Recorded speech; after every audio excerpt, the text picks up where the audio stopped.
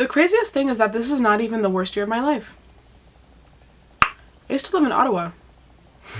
Hello and welcome back to my channel. Bruh, it's been such a long time since I made a video, but I'm really excited to get back and try for take 2. So to kind of outline what the unlearn theme of this video is going to be, is pretty much letting go of the idea that active productivity is the only conducive way to finding out what I want or what I want to be good at. And I kind of arrived at this because at the start of the summer I had read this book, and I cannot for the life of me remember what book it was or who said this quote, but it was something along the lines of like allowing yourself to do nothing and be alone in order to see clarity. And I can't honestly say that I felt compelled by it when I first read it, because you know, it was right at the start of lockdown. We had been given the gift of time, and I was like, why would I even waste my time doing nothing? So I was going on 10. I was like, let me read 100 books, let me start my YouTube channel, let me learn 1,000 languages, both computer and natural languages, let me, you know, build a whole bunch of crap. And I was just like working on 10, and I kind of started asking myself, like, you know, for what? Like, what am I doing all of this for? And it's kind of a question that I've been kind of battling with for a very long time too, even pre-COVID, because it was type that like I was working really hard towards something, but I didn't really know what that something was. I just knew that I wanted to work hard, I wanted to impress people, I wanted to be super creative about it too, and so I was really just working hard for the sake of working hard. And so I wouldn't necessarily say that it was burnout that I was feeling, but I was just feeling something. I was feeling contempt towards my hard work.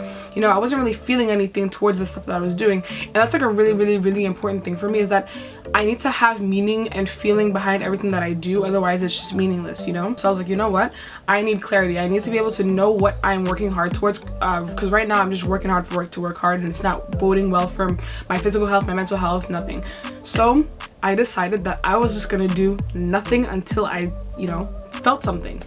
And if you know me, that's actually mad alarming to hear, because I'm currently in my 3rd to last semester of my undergrad, and like to hear that I'm doing nothing is like not good. But I promise that there is a method to my madness.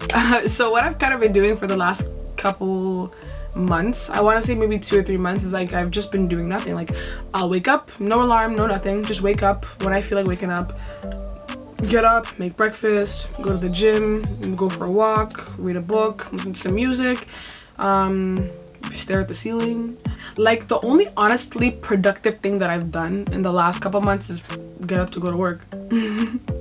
But in the grand scheme of my nothingness, I was actually missing a lot of polymaths. And if you don't know what a polymath is, you might be familiar with the term Renaissance man. And so pretty much that's somebody that's a master of a bunch of different fields. So not just being, you know, surface level understanding or surface level good at a whole bunch of things, but these people have like mastery and expertise in a bunch of different diverse fields.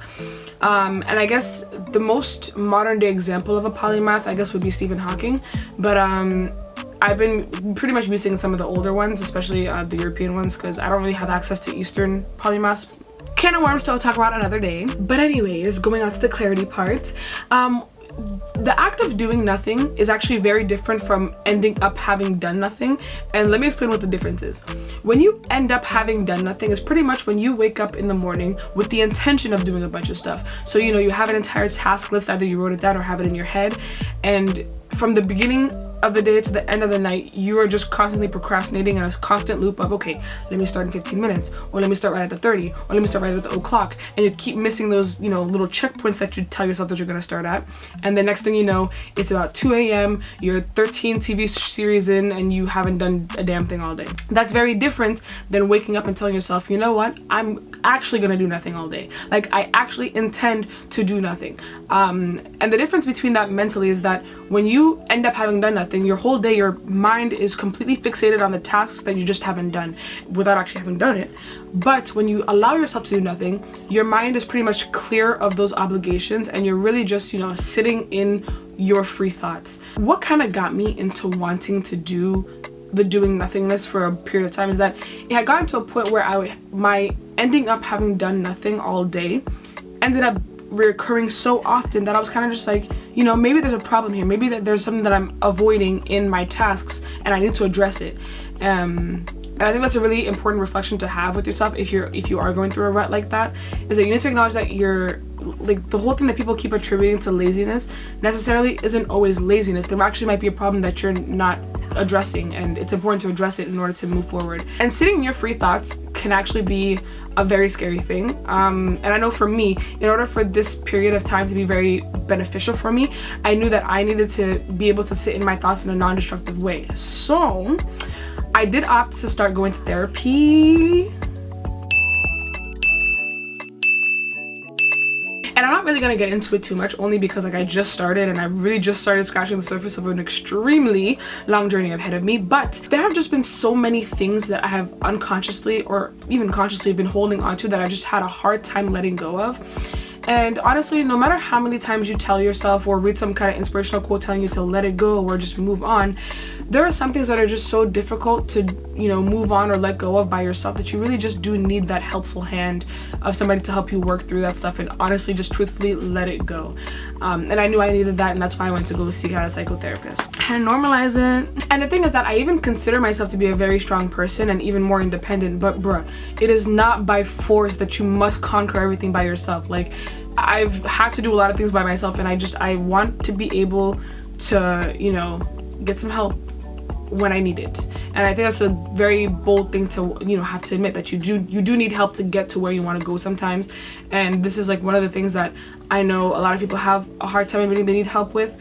And hopefully this could be like a wake-up call. If you've really been thinking about getting therapy, go. It is such a, guys, I can't even explain it. It's one of those things that once you experience a good therapy session or good therapy sessions, you're kind of just like, bro, how did I live without this?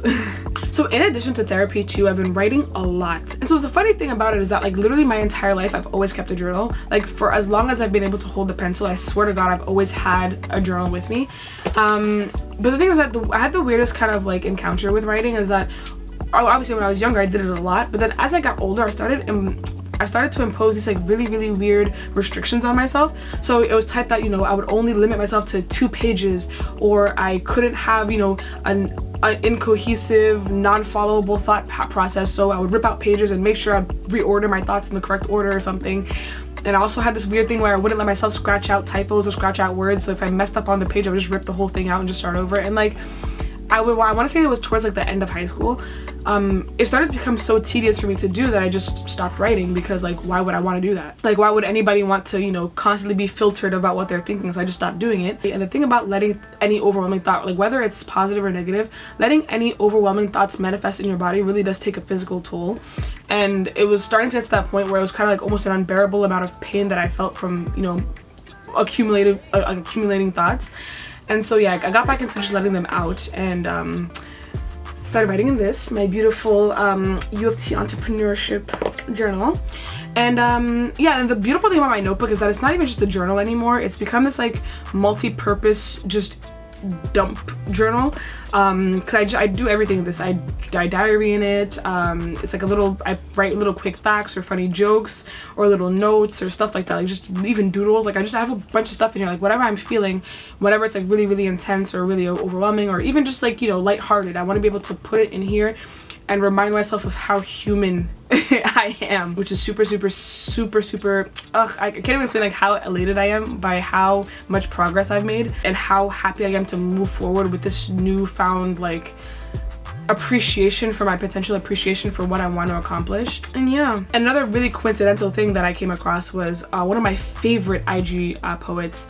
Her name is Elizabeth Velasquez. She even just recently posted this, and it was like perfect timing. She wrote, "There is no but. Write your stories down. Leave evidence of the fact that you were here. You don't have to share that shit with nobody. Nobody. Be like Emily Dickinson. Leave them shits in the closet somewhere for somebody to find it when you're gone." And it could not have been perfectly timed, because at that point I had just, you know, collected all of my thoughts, and I had just completed my umpteenth therapy session, and it just fell perfectly into place. And that's when I knew. I don't know, I just knew. I knew that now, like, I have everything I need in front of me to, you know, go forward, and that was important for me. So all of that being said, I felt that it was important for me to make this video first before I release anything else, because it's kind of important to identify that you will have parts of this, like moments like these in your unlearn relearn journey, when you're kind of just like, you know, so overwhelmed by what you're uncovering that you kind of want to just shut down. And that's kind of how I was feeling, and I didn't really feel like making any content about it. But I don't know, it's an important step to take, and it's a very humbling step to take too. And I'm really happy with everything that's come out of it. And I know for a lot of people, especially if you're a student, taking time to do nothing is a really scary thing, because, you know, bruh, school is not letting up, especially Zoom University is really not letting up with time. So how I was able to put it into perspective for myself was that these 4 months that I lose in, you know, being active, in the grand scheme of my entire life, won't really mean too much, because, you know, 10 years from now, having done nothing for 4 months in order to seek what I want to be moving forward with will prove to be beneficial. You know, my GPA taking a hit this one semester will prove to, you know, honestly be meaningless to me, because in 10 years, so help me God, that my GPA is still important to me. So I was willing to take that risk, and that's a hit, that's an L, you know, that I was willing to take. Your sense of self and your sense of pride and your sense of joy and your sense of purpose is so much more important than any arbitrary milestone in your life. Like, not feeling settled in yourself, but, you know, constantly drilling a grind that you're not necessarily mentally or emotionally prepared to handle, all in the name of, let me get my shit together, let me get ahead, let me try to figure out my life in my early 20s or my early 30s, or at any point in my life when I know I have a lot of time ahead of me. I don't know, it doesn't really mean much to me. And again, one giant theme in my life is that what I'm doing needs to mean something. Even if that meaning is nothing, I need to know that I chose to do that nothing. And yeah, that's pretty much just where my head is at. And I don't know, I'm really excited that now everything is it feels so different now. Like, just where I was 8 months ago when this whole thing started is completely different, like worlds apart from where I am to right now. And it's a really nice thing to have documented too. And I didn't do it through YouTube, but I was able to do it through writing. And I also started a time capsule where I've been writing, you know, little letters or sending postcards to either my future self or one of my past selves. For me, it wasn't just enough to say that, okay, I'm moving on, I'm moving forward. Now I can honestly say that my entire spirit, my entire state of being actually is moving forward, and I'm super excited about how that feels, and I can only owe it to doing nothing. So anybody whose parents are out there telling them that they're wasting their life away by not doing shit, I promise you, you're not doing shit is actually providing a lot of clarity. Anyways, so my parting message for you all is, remember, as long as you have the will to start, I promise you, you are on the right track. In 8 months from now, which is what, like July 2021, you do not want to find yourself in July 2021 looking back at yourself the same way that you are right now looking back at yourself at the beginning of this quarantine, or looking back at yourself 2 years ago, or looking back at yourself 5 years ago. Like, you need to know that you are allowed to sort yourself out. It's not by force that you need to drill through grinds, you need to drill through hard work with no real purpose, because it's not going to reward you as much. And so unlearn that. Goodbye.